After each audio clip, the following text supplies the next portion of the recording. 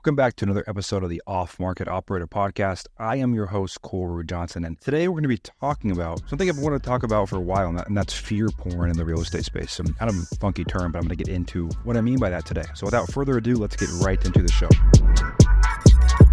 I'm sure you guys have seen the news. Bigger Pockets posted this week about wholesaling becoming banned nationwide. South Carolina's passed regulation. A lot of states have or are going to pass regulation on making wholesaling more and more challenging to do. And mainly what they're trying to do is make it so if you're not licensed, you can't market interest in a property. I believe this is happening for a variety of reasons, kind of three core reasons. Some of these are assumptions, none of these are fact. I don't have inside sources. I don't know anything that you guys don't. I just put together information and I've had some conversations. First reason that I wanted to talk about this topic of fear porn is typically every year there's a new fear porn tactic cycle that gurus out there, and in a lot of ways I consider myself a guru, so I'm not saying I'm holy in this way, but a lot of them use fear as part of their funnel. In the sense of, I'll give you an example. When rates were rising and the market was turning 2022, 2023, a lot of the ads out there from course runners, course sellers, and program owners and mentorships were around, the rates are rising. If you don't learn subject to and seller finance, you're going out of business because no one's going to be buying without that strategy. And that didn't turn out to be true, and it usually doesn't. And right now, there's a lot of angling around, especially from the people that teach flipping and teach seller financing and teach other things. There's a lot of them angling in a way of, hey, you got to learn flipping or short-term rentals or this or that, because finding off-market deals thing is probably not going to be a thing anymore. And before I get into why I don't think that's true, I'll start with the reality why I think it's happening. One, there's no barrier to entry to this business. Any schmo off the side of the street who's unethical, who doesn't really care about people, who puts dollar signs before everything, can start marketing to sellers and very quickly become, what's a good way to put it?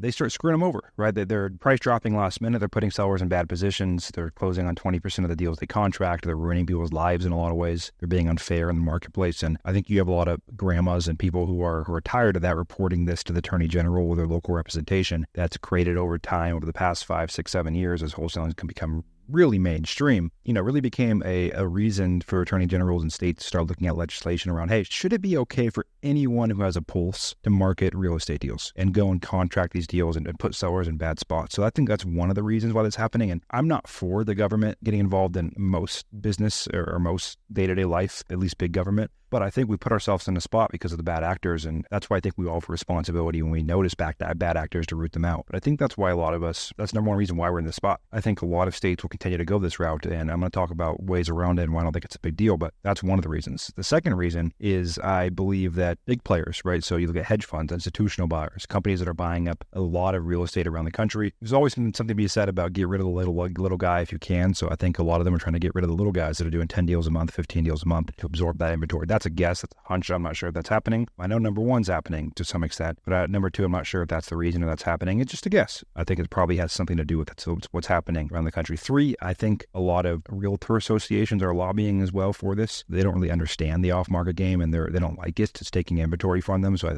again, this is a hunch. I think they're probably having a lot of conversations with local legislators and their local representatives and the AGs in different states around this. So I think those are the three main influential factors here that have started creating this. Because what wholesaling was, how it started was, hey, I'm an investor. I don't want to buy this deal myself. It doesn't fit my buy box. Let me pass this off to you for a fee. Right? That's what it really was. The nuts and bolts basics, in its early days. And it's turned into this whole industry, and I have my own opinions on that. But that's what's causing it, in my opinion. And again, I don't think it's anything to run from the hills for. I think, if anything, it's forcing people to become better actors, right? Realistically, how hard is it to get a real estate license? It takes a month or two. So if you have to get licensed, like some states, just say, hey, if you want to wholesale, cool, get licensed. That's not that hard to do, right? If you don't want to spend the time to get licensed over a month or two, that's going to kick you out of the game. You're not that motivated. You shouldn't be in the game anyways. The other end of that is learning other ways to get these deals done. Contracts for deed. You can sell your LLCs a lot of time and get deals done by selling your LLCs, double closes. There's a lot of ways to still transact real estate. I think most of their issue is putting sellers in bad spots and marketing deals without a license. So you might have to get more creative on how you sell deals, right? You might be able to mass blast deals. You do want to check as these rules comes out with local real estate attorneys. But I don't think it's a bad thing. I think it's going to narrow the herd a little bit, so to speak, and force some bad actors out, right? That's not a bad thing totally. I don't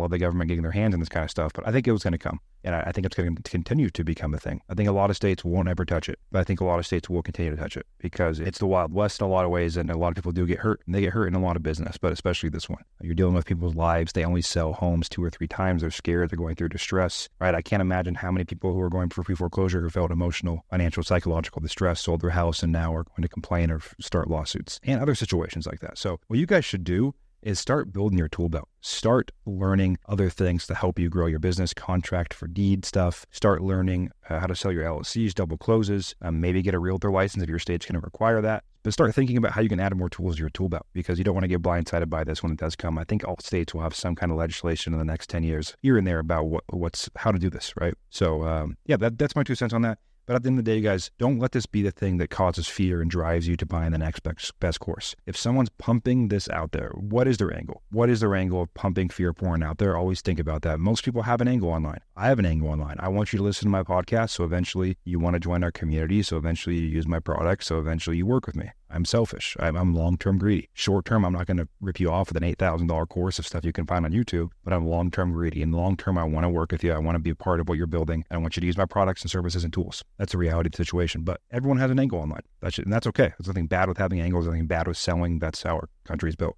But fear porn is a tactic I don't use. You'll never see me use fear porn as a tactic to buy something from me. I'll never say, hey, don't go do that because this is better. I think you can make money a lot of ways, but you just want to be aware of what's going on right now. But I do think the skill of sourcing deals off market continues to get more valuable, and you'll always be able to make money if you can negotiate off market real estate deals in any asset class, just because of the fact that there's always going to be buyers buying. In multifamily, commercial, industrial, single family land, you can find deals and put deals together. The money will come, opportunities will come, buyers will come, and you'll find ways to get deals done. Well, shorter episode today, guys, about 8 minutes talking about fear porn and why I think a lot of the stuff going on around the banning of marketing deals off market, yada, yada, yada, is coming more and more of a thing day by day. But again, not the end of the world at all. Don't buy into the fear porn and keep doing what you do. As always, I don't market this podcast with dollars behind it. It grows by word of mouth. You telling your friends, your family, your cousins, your uncles, your nieces, your nephews. If you share it on your story, it means the world. If you DM me and leave me a rating on Apple, Spotify, wherever you're listening to this, also means the world. And until next time,